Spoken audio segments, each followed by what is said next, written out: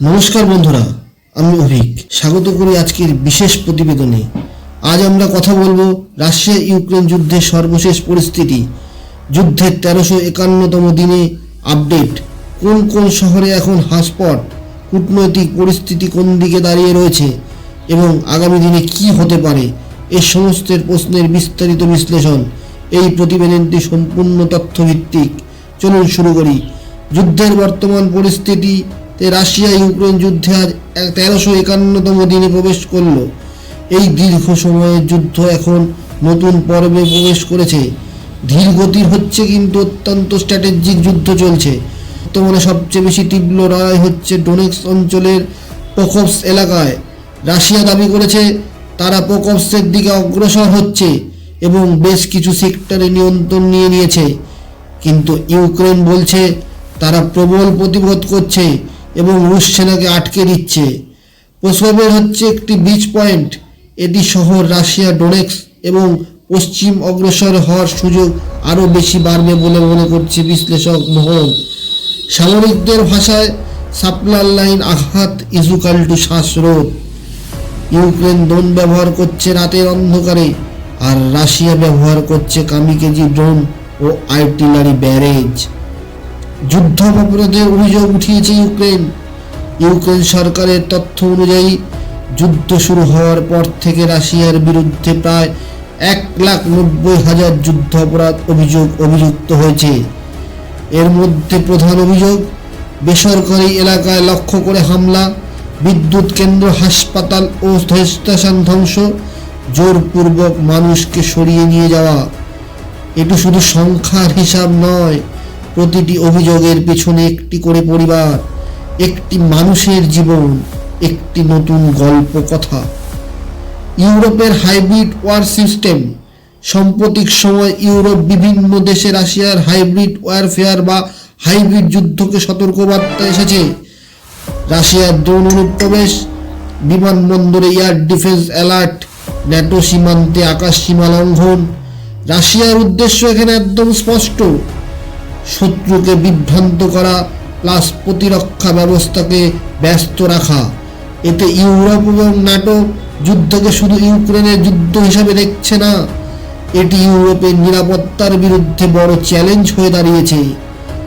রাশিয়ার ভবিষ্যৎ পরিকল্পনা কি, সেই নিয়ে বিশ্লেষকরা আলোচনা করতে গিয়ে জানিয়েছেন রাশিয়ার কৌশল এখন সরাসরি তিনটে বিষয়ের উপর নির্ভর করছে। ইউক্রেনকে ক্ষান্ত করা, তার জন্য রাশিয়া অবলম্বন করেছে দীর্ঘ যুদ্ধনীতির পথ। ইনফ্রাস্ট্রাকচার ধ্বংস, অন্ধকারে ডুবিয়ে দেওয়া হচ্ছে ইউক্রেনকে।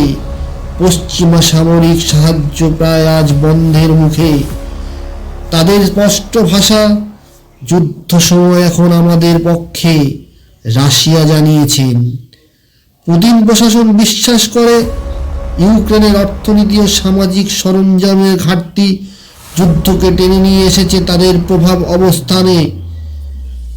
ইউক্রেনের বর্তমান পরিকল্পনা বিশ্লেষণ করতে গিয়ে অভিজ্ঞ মহল আরও জানিয়েছেন ইউক্রেনের এখন প্রধান উদ্দেশ্য দখল করা জমি পুনরুদ্ধার করা, কিন্তু তাদের কাছে বড় সমস্যা, তাদের কাছে পর্যাপ্ত গোলাবারুদ নেই।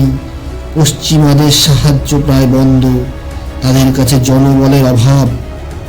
একজন ইউরোপীয় সৈনিক বলেছেন, আমরা শুধু মানুষ দিয়ে যুদ্ধ করছি, তারা যুদ্ধ করছে লোহার বলে।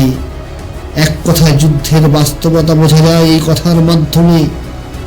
মানবিক পরিস্থিতি ও সাধারণ মানুষের জীবন এখন ভয়াবহ অবস্থায় পৌঁছেছে।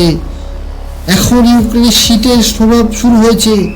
যুদ্ধের মধ্যে সবচেয়ে ভয়ঙ্কর সময় হলো শীতকাল। বিদ্যুৎ নেই, পানি নেই, গরম নেই, অসম্ভব কঠিন জীবনযাত্রা।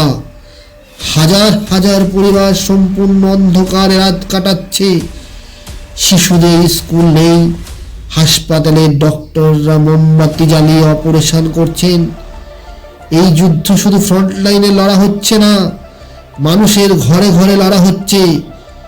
সামনে কি হতে পারে সেই নিয়ে কিছু বিশ্লেষকদের আলোচনা করতে গিয়ে জানা গেছে স্থায়ী যুদ্ধ, তারা বলছে এই যুদ্ধ আরো 1 থেকে 2 বছর চলতে পারে। শান্তি আলোচনার মাধ্যমে, মার্কিন ও ইউরোপীয় মধ্যস্থতার মাধ্যমে যদি সম্ভব হয় যুদ্ধ বন্ধ করার প্রচেষ্টা করা হোক। বড় সংঘর্ষের রূপ নিতে পারে ন্যাটো জড়িয়ে পড়লে। বৈশ্বিক স্তরে সেই ঝুঁকির পায় ক্রমশ বাড়ছে। বিশ্বে আরেকটি ট্রিগার পয়েন্ট আছে, পাকিস্তান আফগানিস্তানের উত্তেজনা। সেটি যুদ্ধের ঝুঁকি বাড়াতে পারে। রাশিয়া ইউক্রেন যুদ্ধ আর শুধু 2 দেশের যুদ্ধে সীমাবদ্ধ নয়, এটি পরাশক্তির সিদ্ধান্ত, ভূ রাজনৈতিক স্বার্থ আর সাধারণ মানুষের অশ্রু। শেষ করার আগে একটি লাইন বলি, যুদ্ধ হবে জয় শান্তির টেবিলে, জয় হবে যুদ্ধের নয় শান্তি। আপনারা কি মনে করেন দর্শক বন্ধু, এই যুদ্ধ কবে শেষ হতে পারে বা এর সমাধানই বা কি? কমেন্টে জানাবেন। ধন্যবাদ। আমি অভিক দাস রায়। দেখা হবে পরবর্তী ভিডিওতে। নমস্কার। জয় হিন্দ। বন্দে মাতরম।